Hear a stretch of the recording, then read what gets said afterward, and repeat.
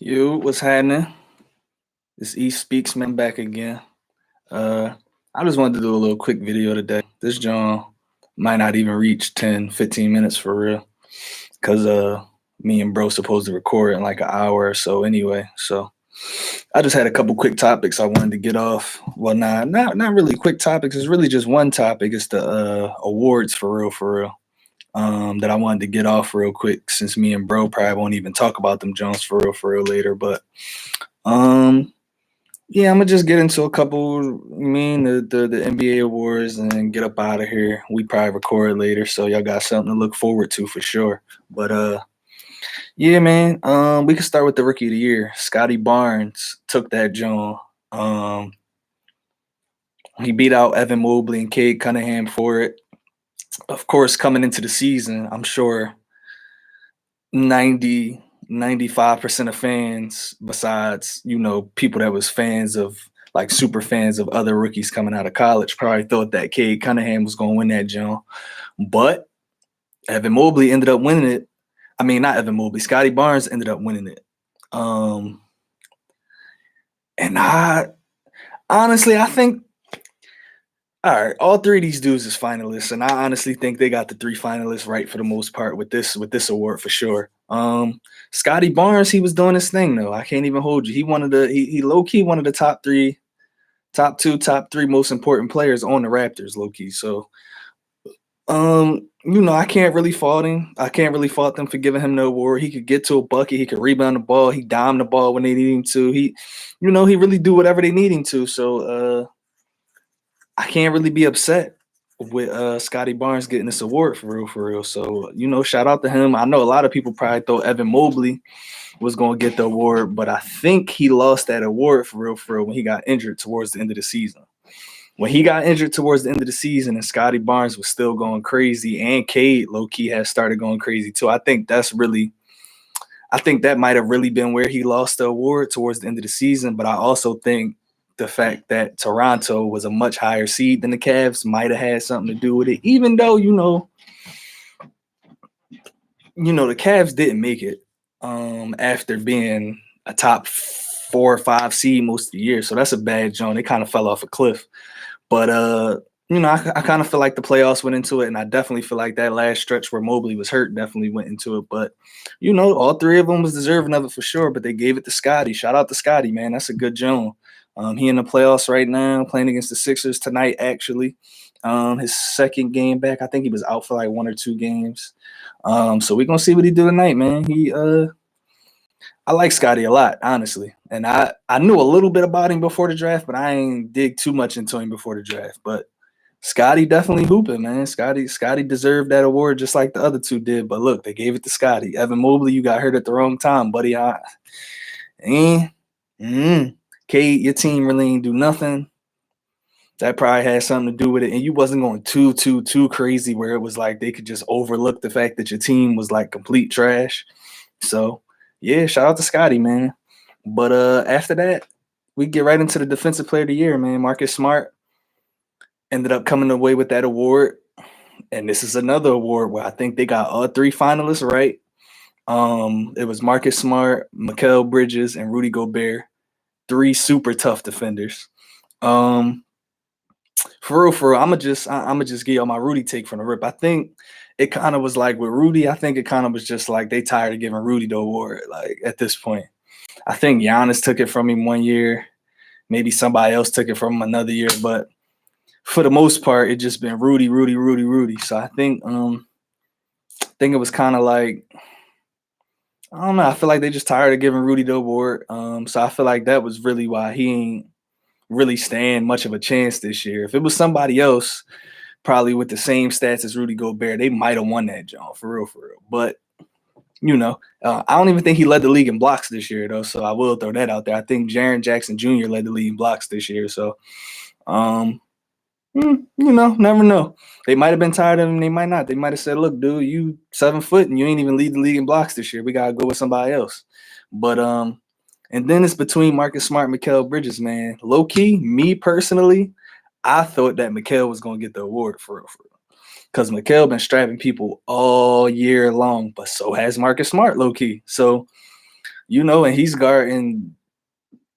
I mean, Mikal do too, but Marcus Smart plays point guard for real. So it's like he guarding the toughest position in the league to guard every night for real, for real.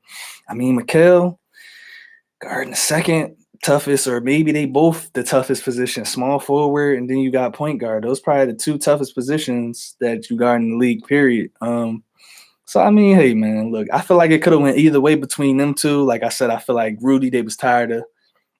I feel like they was done with Rudy, bro. They needed a year off from giving Rudy the award for real, for real. If you, in my opinion, but shout out to Marcus Smart, man. He deserved it. The Celtics ended up being, I think, a top 3 or 4 defensive team towards the end of the season. And shout out to their coach too, man. My boy, I'm forgetting his name right now. I think it's Udo. Nah, it's not Udo. It's damn. I can't remember the coach name right now. But shout out to him, man. He got them boys playing super great. They up 3-0 on the Nets. They playing the elimination game tonight, but Scott Foster is refereeing. So if y'all listen to my last eSpeaks video, y'all already know what I said about Scott Foster. So I feel like the Nets are going to win tonight. Like there's no thought in my mind that the Celtics is winning tonight, bro. Like they got Scott Foster reffing. So I think the Nets is winning tonight for sure. He's there to extend the series, just like he was there to extend the series on Saturday with the Sixers and the Raptors. But yeah, shout out to Marcus Smart, man. He definitely deserved it. All 3 of them dudes deserved it again. That was another award where I feel like all 3 of them dudes really deserved it. But I'm gonna move on to six man of the year. Nobody won it yet, I don't believe. The 3 finalists are Tyler Hero, Cam Johnson, and Kevin Love. Shout out to Cam Johnson and Kevin Love for amazing seasons. But I'm going to just throw it out there. I think Tyler Hero should easily win 6th man of the year for multiple reasons. I know they like to save records and stuff, whatever. Don't go into a lot of this different stuff, but yes, it does. So the Heat finished number 1 in the East, and Tyler Hero on a team with a bunch of dogs was the leading scorer all season coming off the bench. So yeah, that's an easy one for me, for real. I think Tyler Hero should win it. Cam Johnson, my guy, love Kevin Love. Shout out to them, but I think this should be an easy win for Hero. Emphasis on should. Never know. Most improved player. Now this is the one that's interesting. The 3 finalists is Ja Morant, Darius Garland, and DeJounte Murray. Now I'm not going to say all 3 of these dudes ain't get much better than they were the previous year. I'm not even going to say that. But I feel like it's 2 dudes. I low-key feel like it should have been 4 finalists, man, for this award. I know you could only have 3, but I highly feel like it should have been 4 dudes. Ja, for sure, should have been in the finalists. Darius Garland, okay, I can see why y'all do that. Colin Sexton out the whole year. Darius Garland picked up his play a lot, which, we kind of talked about it when he first came in the league. We said he was going to be tough, but we didn't know what they was going to do with the 2-guard system again, like when they had Kyrie and Dion. But yeah, Colin Sexton got hurt. It ended up, pushing Garland into more of a, I don't want to say leadership role, but he was the guy. More so. He was the guy this year, and he played a lot better. DeJounte Murray definitely got better too. But I can name 2 dudes for sure that deserve more consideration than DeJounte Murray and possibly Darius Garland. Tyrese Maxey and Jordan Poole. Those 2 dudes, I don't even understand how you don't have them 2 dudes in the finals. Like, as a finalist for most improved player. Both of them went crazy this year, and they both improved so much from last year that it's kind of laughable to me that y'all don't even have those 2. Like, what? Okay, maybe they were number 4 and 5, but it's no way you telling me DeJounte Murray improved more than both of those guys. There's no way you can tell me that DeJounte Murray improved his game more than Tyrese Maxey and Jordan Poole. Now, I'm a Sixers fan, so I'm a little biased. I want Maxey to be up there in the top 3 for sure. But even if it wasn't Maxey and it was Jordan Poole instead of DeJounte Murray, I could understand it. No DeJounte Murray, he tough. I like him more. He different. But at the same time, no. You're not telling me he improved more than Jordan Poole and Tyrese Maxey. There's no way you're gonna tell me that. There's no way you can sit here and tell me that. But who do I honestly think deserves this award? I think Tyrese Maxey or Jordan Poole deserve the award, but who I think it's gonna go to is Ja Morant, who also deserves the award. If it went to one of the other dudes, Darius Garland or DeJounte Murray, I would hope it would be Darius Garland, not DeJounte Murray, because I honestly don't think he was the most improved player this season. Out of the top three that's there, the three finalists, I think Ja Morant is the most deserving of it, and then it's Darius Garland. Simple as that for me. I still think the other two dudes that I named probably deserve it more than all three of them personally, but I think Ja would be, if he was behind them as far as deserving, I think it would be Maxey, Poole, and then like Maxey, Poole both deserve it the same amount, and Ja's like one notch below them. He might be right there with them. All three of them might be the same amount of deserving of it. But I think Ja gonna win it, and I think rightfully so, man. If that's the three finalists, I think it should be easy call. Ja wins that, and he deserves to win that. Even if the finalist was different, he still deserved to win it, low key. So yeah, I think Ja gonna win that joint, man. Shout out to Ja. Shout out to Darius Garland. Shout out to DeJounte Murray. And shout out to my two boys that got robbed. Coach of the year, we got Taylor Jenkins from Memphis, Monty Williams from Phoenix, and Eric Spoelstra from Miami. I love the job that all three of these guys did. All three of them dealt with a lot of injuries, different injuries during the season and different stuff like that. And they all still kept their team. They all still kept their team winning.